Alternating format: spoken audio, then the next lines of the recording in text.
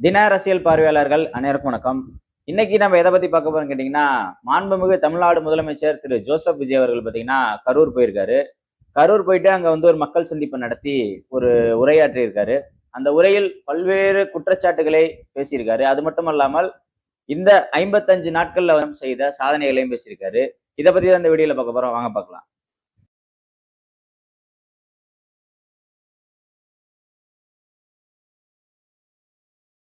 அதான் மக்களே, கிட்டத்தட்ட ஒரு 285 நாட்கள் கழித்து மாண்புமிகு திரு முதலமைச்சர் ஜோசப் விஜய் அவர்கள் பாத்தீங்கன்னா கரூர் மக்களை போய் சந்திச்சிருக்காரு. இந்த சந்திப்பில் வந்து பல்வேறு விமர்சனங்களை திமுகவை நோக்கி வச்சிருக்காரு. அது மட்டுமல்லாமல் இவர்கள் ஆட்சி பொறுப்பேற்று ஒரு சில சாதனைகள்ல வந்து செஞ்சிருக்காங்க. அதை வந்து பட்டியலிட்டிருக்காரு. அந்த 5 சாதனைகள் என்னன்றதை ஃபர்ஸ்ட் நான் சொல்லிடுறேன். அதுக்கப்புறம் அரசியல் ரீதியா ஒரு திராவிட முன்னேற்ற கழகத்தின் மீது வைத்த விமர்சனங்களை அதுக்கப்புறம் பார்த்துக்கலாம். முதல் முறையா இந்த தமிழ்நாட்டு வரலாற்றிலே ஓட்டுக்கு பணம் கொடுக்கும் ஒரு கலாச்சாரத்தை வந்து நாங்க ஒழிச்சிருக்கோம் அப்படின்னு அவர் சொல்றாரு. உள்ளபடியே இது மிகப்பெரிய ஒரு சாதனை தான். ஏன்னா இந்த ஓட்டுக்கு பணம் அப்படிங்கிற விஷயத்துலதான் தமிழ்நாட்டு மக்கள் வந்து கொஞ்சம் தடுமாறுறாங்க. ஏன்னா ஓட்டுக்கு பணம் வாங்கியே பழகுனனால இதனால் யாருக்கு ஓட்டு போடுறதுன்னு தெரியாம அந்த நேரத்துல யாரு பணம் அதிகமா கொடுக்குறாங்களோ அவங்களுக்கு போய் ஓட்டு போடுறதா ஒரு வழக்கமா இருந்துச்சு. அந்த முறையை வந்து முற்றிலுமாக தமிழக வெற்றி கழகம் வந்து உடைச்சிருக்காங்க. அது உள்ளபடியே மிகப்பெரிய ஒரு சாதனை தான். அதற்கு அடுத்தபடியாக தமிழக வெற்றி கழக அரசு அமைந்தவுடன் அரசு அலுவலகங்களில் வந்து பாத்தீங்கன்னா பொதுமக்களுக்கு உரிய மரியாதை அளிக்கப்படுது. வேலைகள்லாம் வந்து டக்கு டக்குன்னு ஆகுது. கமிஷன் யாரும் வாங்குறது இல்ல. முன்னாடி எல்லாம் பாத்தீங்கன்னா போய் அந்த ஆபீசரை பாரு இந்த ஆபீசரை பாருன்னு அலைய விடுவாங்க. இப்ப அந்த மாதிரி ஒரு விஷயம் இல்ல. எங்க போனாலும் சீக்கிரம் வேலையாகுது அப்படின்ற மாதிரி சொல்லியிருக்காரு. அதற்கு அடுத்தபடியாக பாத்தீங்கன்னா மக்களே, இந்த பார்ட்டி ஃபண்டு அப்படிங்கிற ஒரு நடைமுறை வந்து ஒழிக்கப்பட்டிருக்கு. உள்ளபடியே தமிழ்நாடு வந்து இவ்வளவு பெரிய ஒரு கடன் சுமைக்கு போனதுக்கான முதல் காரணம் பாத்தீங்கன்னா இந்த பார்ட்டி ஃபண்டு. இந்த பார்ட்டி ஃபண்டுன்னா என்னன்னா மக்களே, இப்போ ஒரு திட்டம் கொண்டு வராங்கன்னு வச்சாங்களேன். இப்போ ஒண்ணும் இல்ல, இப்ப திருச்சியில இருந்து பெரம்பலூர் வரைக்கும் ஒரு ரோடு போடுறாங்கன்னு வைங்க. அந்த ரோடுக்கு டெண்டர் விடுவாங்க. அந்த டெண்டர் வந்து பாத்தீங்கன்னா ஒரு 50 கோடின்னு வச்சுக்கோங்க. 50 கோடினா அதுல ஒரு குறிப்பிட்ட பெர்சன்டேஜ், அவர் அது எவ்வளவு பெர்சன்டேஜ்னு தெரியல. ஆனா ஒரு பெரிய தொகை. அந்த பெரிய தொகை பாத்தீங்கன்னா அந்த டெண்டர் எடுக்கக்கூடிய நிறுவனம் வந்து கவர்மெண்ட்டுக்கு கொடுக்கணும். கவர்மெண்ட்டுக்குன்னா அரசுக்கு இல்ல, அரசை நடத்தக்கூடியவர்களுக்கு கொடுக்கணும். கட்சிக்கோ அல்லது அவங்க குடும்பத்துக்கோ கொடுக்கணும். இதுதான் பார்ட்டி ஃபண்டு. இந்த பார்ட்டி ஃபண்டு முறையை வந்து நாங்க முற்றிலுமா ஒழிச்சிருக்கோம். இது வந்து இந்த 2 அரசுகளுமே தான், இதுல வந்து திமுக அதிமுக 2 பேருமே தான் இந்த பார்ட்டி ஃபண்ட் வாங்கியிருக்காங்க. எனவே இந்த பார்ட்டி ஃபண்ட் முறை வந்து ஒழிக்கப்பட்டிருக்கு. அதற்கு அடுத்தபடியாக பாத்தீங்கன்னா இந்த தாய் மாமன் தங்க மோதிர திட்டம்னு ஒரு திட்டத்தை அவரு தேர்தல் அறிக்கையில சொல்லியிருந்தாரு. அந்த திட்டத்தை வந்து வருகின்ற அண்ணா அவர்களுடைய பிறந்தநாளை முன்னிட்டு அந்த திட்டமானது நடைமுறைப்படுத்தப்படும் சொல்லியிருக்காரு. அதற்கு அடுத்தபடியாக பாத்தீங்கன்னா இந்த தொகுதி மறுவரையறை, அதான் இந்த பாஜக அரசு கொண்டு வர துடிக்கும் ஒரு மிகப்பெரிய ஒரு பேராபத்தான ஒரு மசோதா. அதை எதிர்த்து நிச்சயமாக நாங்க போராடுவோம். தமிழ்நாடு அது ஒத்துக்காது அப்படிங்கிற மாதிரி சொல்லியிருக்காரு. இறுதியாக ஒன்னே ஒண்ணுதான் நமக்கு பிடித்த ஒரு அறிவிப்பு அவர் செஞ்சிருக்காரு.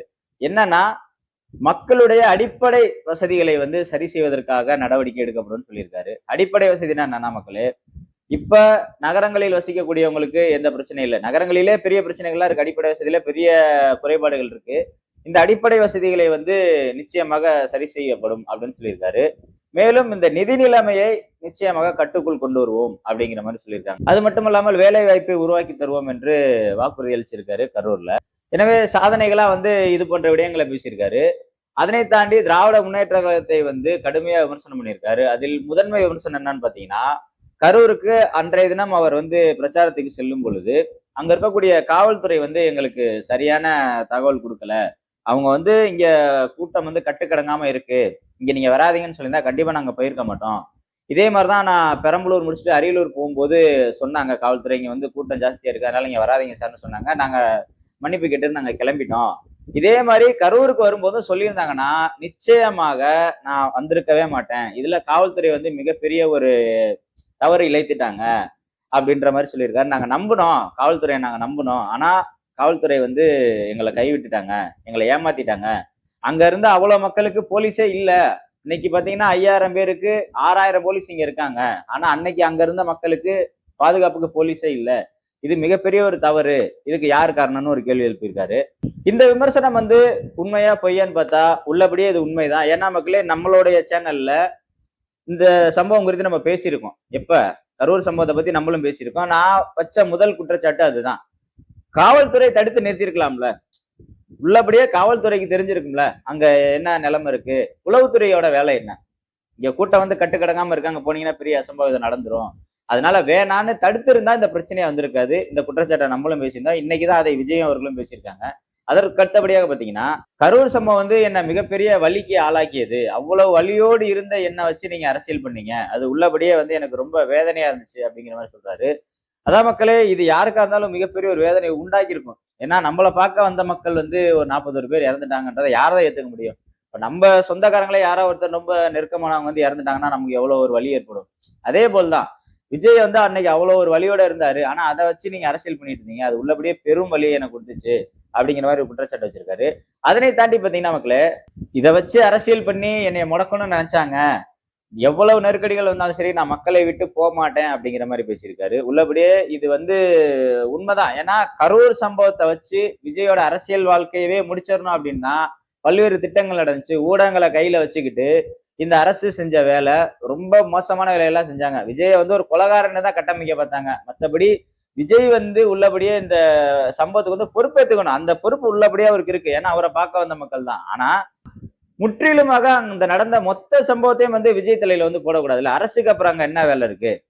மக்களை காக்க வேண்டிய ஒரு பொறுப்பு அரசுக்கு இருக்குல்ல. எனவே இந்த சம்பவத்தின் மூலமாக விஜய் அவர்களை வந்து முடக்குவதுதான் அன்றைய ஆளுங்கட்சியோடைய ஒரு வேலையா இருந்தது. அதையும் தாண்டி மக்கள்கிட்ட இருந்து எப்படியாவது விஜயை வந்து அந்நியப்படுத்தணும்னு நினைச்சாங்க. ஆனா மக்கள் விஜயை கைவிடல. இன்னைக்கு விஜய் வந்து ஆட்சியை கட்டில உட்கார வச்சிட்டாங்க. அதற்கு அடுத்தபடியாக சட்டசபையில் நடந்த பல்வேறு நிகழ்வுகளை வந்து சுட்டி காட்டி அவர் பேசியிருக்காரு. அதாவது வாயை திறங்க சிஎம்னு பேட்ச் குத்திட்டு போயிருந்தாங்க. வாயை திறந்தா வெளியில ஓடுறீங்க. வந்து 5 நிமிஷம் தான் பேசினேன், 5 நிமிஷம் பேசினதுக்கே கொத்து பரோட்டா போட்டாங்க அப்படின்னு பேசியிருக்காரு. அதற்கப்புறம் பாத்தீங்கன்னா, உங்க கரூர் கம்பெனி ஓனர் இன்னைக்கு எங்க இருக்காருன்னு தெரியல. அதாவது செந்தில் பாலாஜி அவர்களை வந்து நேரடியா தாக்கியிருக்காரு. அதாவது மிசாவை பார்த்த இயக்கம், எமர்ஜென்சியை பார்த்த இயக்கம் அப்படின்லாம் சொல்றாங்க. இன்னைக்கு சாதாரண ஒரு வழக்கை வந்து சந்திக்க முடியாம ஒருத்தர் போய் ஃபாரின்ல தஞ்சம் வந்திருக்காரு. ஒருத்தர் ஆள் எங்க இருக்காருன்னே தெரியலன்ற மாதிரி விமர்சனத்தை வச்சிருக்காரு. அது ஒண்ணு செந்தில் பாலாஜி, அதான் செந்தில் பாலாஜி தலைமறைவா இருக்காரு. அவருடைய தம்பி அசோக் குமாரும் பாத்தீங்கன்னா தலைமறைவா இருக்காரு. அதை சுட்டி காட்டியிருக்காரு. அப்புறம் அமைச்சர் ஏவா வேலு, அவர் தான் ஃபாரின்ல இருக்காரு. சிங்கப்பூர்ல மருத்துவ சிகிச்சைக்காக அனுமதிக்கப்பட்டிருக்காருன்னு ஒரு செய்தி வருது. இந்த 2 சம்பவங்களை வந்து சுட்டி காட்டியிருக்காரு. இறுதியாக மக்களே, இந்த கரூர் சம்பவத்தில் உயிர் நீத்த அந்த மக்களுக்கு நினைவாக ஒரு நினைவு சின்னத்தை வந்து நிறுவுவதா சொல்லியிருக்காரு. இது எல்லாத்துக்கும் மேல விஜய் அவர்கள் பேசினதுல எனக்கு பிடிச்ச ஒரே ஒரு விஷயம் என்னன்னு பாத்தீங்கன்னா, மக்கள் என்னோடு இருக்காங்க, நான் எந்த இடத்துலயும் குதிரை பேரமோ கழுதை பேரமோ ஒட்டகை பேரமோ பேசுறதுக்கான வேலை எனக்கு தேவையில்ல அப்படின்னு சொல்லியிருக்காரு. ஆமா மக்களே, இன்னைக்கு இந்த 108 இடங்களை வந்து மக்கள் கொடுத்துருக்காங்க. அப்படி இருக்கும் பட்சத்தில் வந்து குதிரை பேரன்னா என்ன? பணம் கொடுத்து ஒருத்தரை வாங்குறது. விஜய்க்கு அந்த அவசியமே கிடையாது. அப்படி நினைச்சிருந்தா அவர் ஓட்டுக்கு பணத்தை கொடுத்து ஈஸியா ஜெயிச்சிருக்கலாமே. எதற்காக வந்து ஓட்டுக்கு பணம் கொடுக்காம விஜய் என்ற ஒற்றை நபருக்காக கிடைத்த வெற்றி தான் இது. எனவே அது போன்ற சம்பவங்களில் வந்து அவர் ஈடுபட மாட்டாருன்னு தான் நம்மளும் நம்புறோம். இறுதியாக மக்களாகிய நீங்கள் என்னோடு இருக்கும் பொழுது நான் ஊழல் லஞ்சத்தை என்ன அதிகார திமிர்ல ஆட்டம் போடுற எல்லாத்தோட ஆட்டத்தையும் நான் ஒழிப்பேன்னு சொல்லியிருக்காரு. உள்ளபடியே மக்களே, திராவிட முன்னேற்ற கழக ஆட்சியில் பல்வேறு பவர் சென்டர்கள் இருந்தது. அதாவது மாப்பிள்ளை ஒரு பக்கம், மகன் ஒரு பக்கம், இது போன்ற பல்வேறு பவர் சென்டர்கள் இருந்தாங்க. அது போல் இங்க யாரும் ஆட முடியாது. மக்கள் என்னோடு இருந்தால் நான் எதையும் செஞ்சு முடிப்பேன்னு அவர் பேசியிருக்காரு. இறுதியாக மக்களே, திராவிட முன்னேற்ற கழகம், அண்ணா திராவிட முன்னேற்ற கழகம் வந்து வெவ்வேறு கட்சிகள் கிடையாது. அவங்க 2 பேரும் ஒரு ஆள் தான். அதாவது அது தீய சக்தி திமுக, இது தீந்து போன சக்தி அதிமுகன்ற மாதிரி ஒரு விஷயத்த பேசியிருக்காரு. எனவே விஜய் அவர்கள் வந்து இந்த 55 நாட்களில் வந்து செய்த சாதனைகள் வந்து இன்னும் நிறைய இருக்கு. நம்ம லிஸ்ட் எடுத்துட்டு இருக்கோம். விரைவில் அது குறித்த ஒரு முழு காணொலியை வந்து நம்மளுடைய சேனல்ல வெளியிடுவோம். இது எல்லாவற்றுக்கும் மேல் கடந்த ஆட்சியை விட இந்த ஆட்சி சிறப்பானதாக இருக்க வேண்டும். ஏன்னா அவங்க சரியில்லைன்றதுக்காக தான் நீ தமிழக வெற்றி கழகத்துக்கு ஓட்டு போட்டு மக்கள் உட்கார வச்சிருக்காங்க. அவர்கள் செய்த அதே தவறை வந்து விஜய் அவர்களும் செய்திடக்கூடாது. இது மக்களுக்கு ஒரு நலன் சார்ந்த ஆட்சியா தான் இருக்கணும்னு நம்ம விரும்புறோம். இன்னும் பல்வேறு இடைத்தேர்தல்கள் வந்து வர இருக்கிறது. அதில் விஜய் அவர்கள் வந்து என்னென்ன விஷயங்களை செய்ய போறாருன்னு பேசுவாரு. பொறுத்திருந்து பார்ப்போம். நன்றி, வணக்கம்.